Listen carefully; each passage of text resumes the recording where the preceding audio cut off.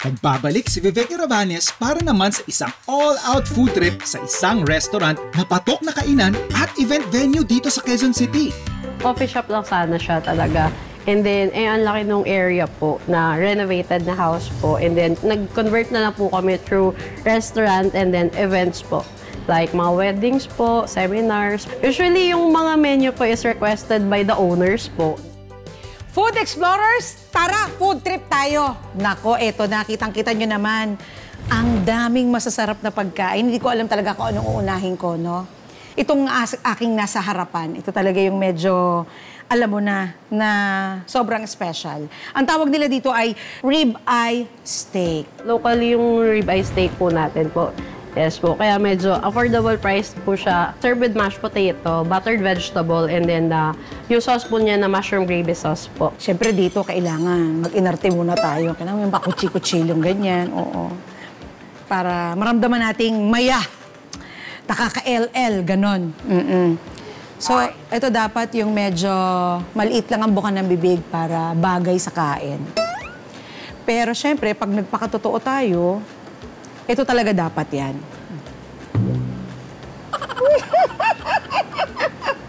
Napakasarap po, ladies and gentlemen. Perfect. Nakita nyo naman, no? Ayan. Ito ang tinatawag na seafood chowder.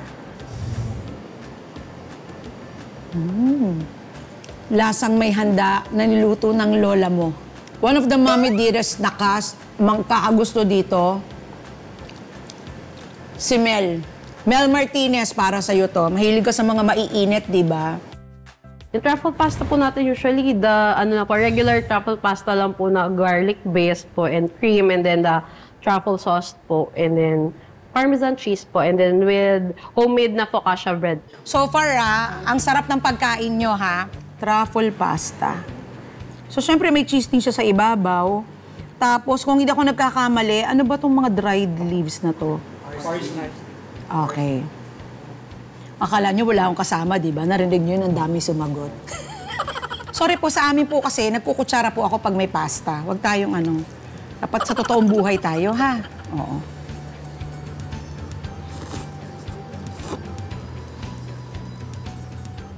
Lasang birthday.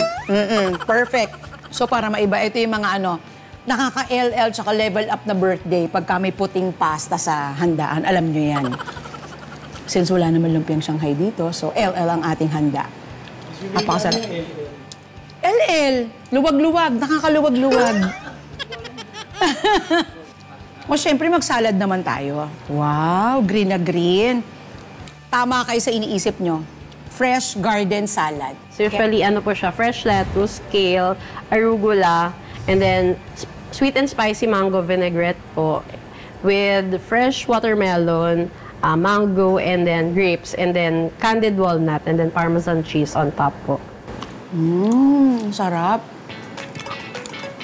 Siyempre, healthy to. Dapat pagkakain ka ng mga karne, meron ka rin kakainin na gulay. Para sa mga hindi mahilig sa gulay, isang magandang, perfect dish to para sa inyo. Kasi, medyo, alam mo yun, malilito ka, tatanggapin mo yung lasa ng gulay kasi matamis eh. May tamis siya coming from the mango at saka doon sa mga fruits na ibang nakalagay. Tsaka syempre meron siyang candied walnuts. Kaya masarap. May kakamouflage na yung lasa ng gulay, in fairness. Para sa akin ng isang restaurant, ang isang kainan, pagka nakapagbigay ka ng isang magandang potahe ng salad, mahusay ang chef mo. Maganda yung tawag dito, standard nung kanilang restaurant. Kasi ibig sabihin, yun ang pambalanse. Kasi hindi naman lahat ng restaurant may masarap na garden. Siyempre, ito ang ating blueberry cheesecake. Ang sabi nga nila, pangkabataan. Lahat ng gusto mo nandyan. Kumbaga, walang pasubali, wala kang iingatan, wala kang iniisip na maintenance. At ito naman, ang friendly, ang paborito ng nanay ko at ng tatay ko, at paborito ko na rin, ang sugar-free cheesecake. Ay! Nako naman!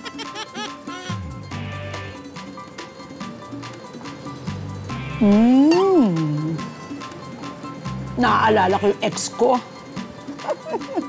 Masarap pero bawal. There you go. Magugustuhan talaga itong lahat ng mga mami. In fairness. Creme brulee cake po.